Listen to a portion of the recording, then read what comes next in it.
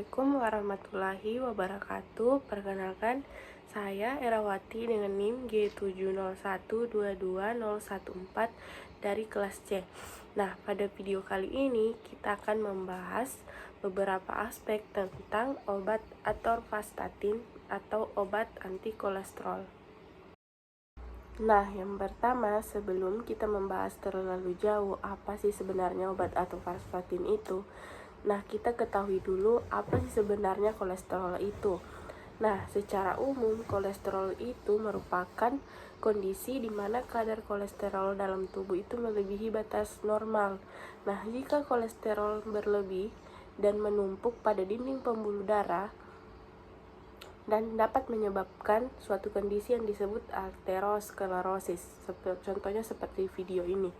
Nah, aterosklerosis itu terjadi penyempitan dan kepengerasan di pembuluh darah yang menjadi penyebab terjadinya penyakit jantung koroner dan stroke. Nah, selanjutnya masuk ke atorvastatin. Nah, atorvastatin itu merupakan obat yang termasuk dalam golongan statin yang digunakan untuk menurunkan kadar kolesterol serta trigliserida dalam darah. Atorvastatin ini masuk dalam BCS2 atau kelarutannya yang tidak terlalu bagus. Kemudian masuk di profil obat atorvastatin. Nah, sebuah sistem cincin heterosiklit dengan gugus kontras dan rantai samping 3,5 dihidroksipentanoil. Senyawa ini merupakan penghambat kompetitif enzim HMG CoA reduktase yang berperan dalam sintesis kolesterol. Nah, adapun nama gugus obat atorvastatin yaitu 3R, 5R, 7, 2, 4 fluoropenil, 3 penil, 4 penilkarbamil, 5 propan, 1H pirol, 1Y, 3,5 dihidroksiheptanoik acid dengan rumus struktur C3H5FN20. Kemudian ada berat molekulnya yaitu 558,6 gram per mol. Kemudian ada pKa-nya 4,46. Selanjutnya masuk di proses farmakokinetika obat atorvastatin, yaitu ada absorpsi, distribusi, metabolisme, dan ekskresi. Nah, yang pertama itu ada absorpsi. Nah, absorpsi ini adalah proses penyerapan obat di tempat pemberian hingga akhirnya masuk ke pembuluh darah. Nah, atorvastatin ini diserap cepat dari saluran gastrointestinal. Bioavailabilitasnya sekitar 14% atorvastatin, sekitar 30% atorvastatin dan metabolit ekohipotensi. Nah, waktu untuk mencapai konsentrasi plasma puncak yaitu sekitar 1-2 jam. Kemudian ada distribusi. Distribusi adalah proses penyebaran obat melalui sirkulasi darah ke seluruh tubuh untuk mencapai letak aksi di dalam jaringan. Volume distribusi obat atorvastatin itu sekitar 381 liter. Pengikatan protein plasma lebih dari 98%. Selanjutnya ada metabolisme. Nah, metabolisme ini adalah biotransformasi obat oleh hati atau jaringan lain. Nah, obat atorvastatin di metabolisme di hati oleh enzim CYP3A4 menjadi turunan orto dan parahidroksilasi aktif dan berbagai produk B oksidasi. Mengalami metabolisme lintas pertama yang ekstensif di mukosa, gastrointestinal, dan hati. Lalu masuk pada ekskresi. Nah, ekskresi adalah proses pengeluaran hasil metabolisme yang tidak diperlukan lagi.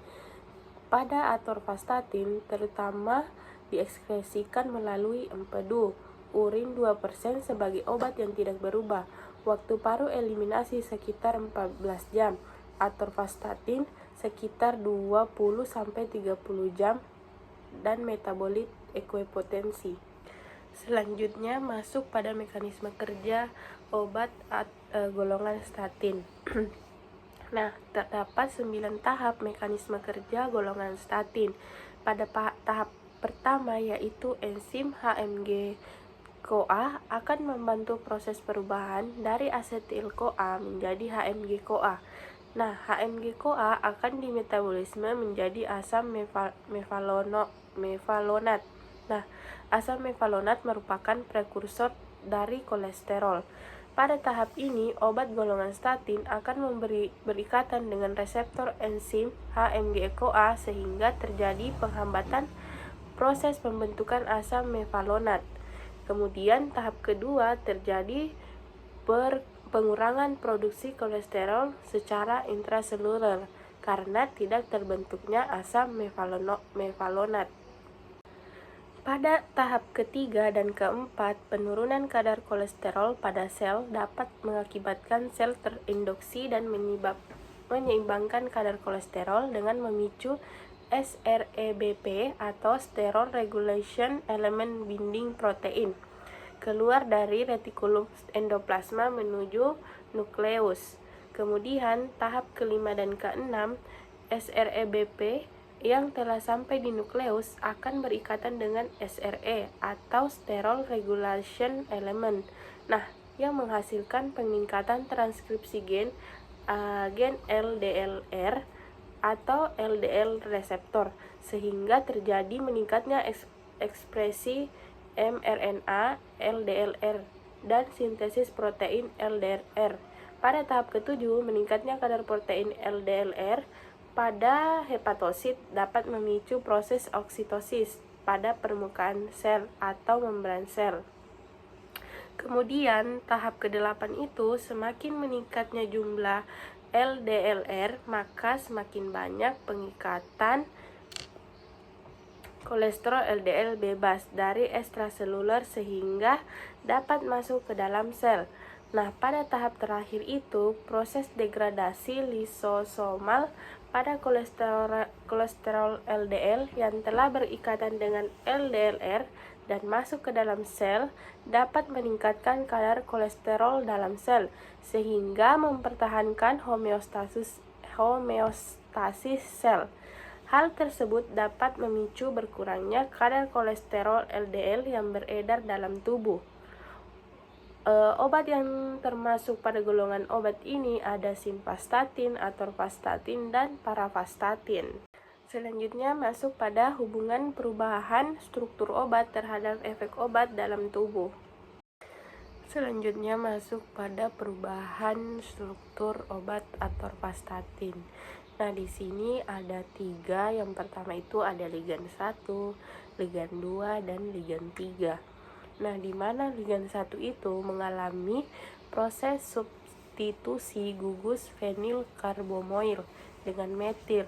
Kemudian ada ligan 2 mengalami substitusi gugus fenilkarbomoil dengan metil sulfonil serta substitusi gugus isopropil dengan metil.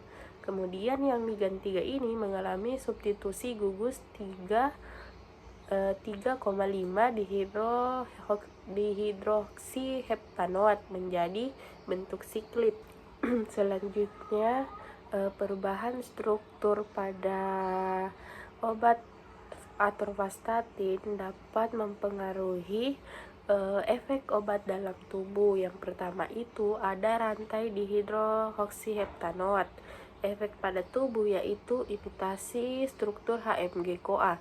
Bagian ini meniru struktur HMG-CoA atau substrat alami enzim sehingga berkompetisi dengan substrat asli untuk mengikat enzim. Kemudian ada pengikatan kelarutan. Gugus hidroksil atau OH meningkatkan kelarutan obat dalam medium air meskipun atorvastatin tetap bersifat lipofilik. Kemudian ada gugus 4-fluoropenil. Nah, efek pada tubuh itu potensi penghambatan di mana atom fluorin meningkatkan afinitas pengikatan ke enzim melalui interaksi hidrofobik dan elektron negatif. Kemudian ada ketahanan terhadap metabolisme. Fluorin menghambat oksidasi oleh enzim sitokrom P450, misalnya CYP3A4, sehingga memperpanjang waktu paru obat. Kemudian ada gugus fenilkarbamil. Nah, efek pada tubuh yaitu modulasi lipofilisitas yang meningkatkan sifat lipofilik obat, memfasilitasi penetrasi membran sel di hati atau target utama atau vastatin. Kemudian ada interaksi dengan protein plasma. Berikatan dengan albumin darah mempengaruhi distribusi obat dalam tubuh. Sekian yang dapat saya jelaskan dari beberapa perubahan struktur yang terjadi pada obat atorvastatin. Lebih kurangnya mohon dimaafkan. Wabillahi taufik wal hidayah. Wassalamualaikum warahmatullahi wabarakatuh.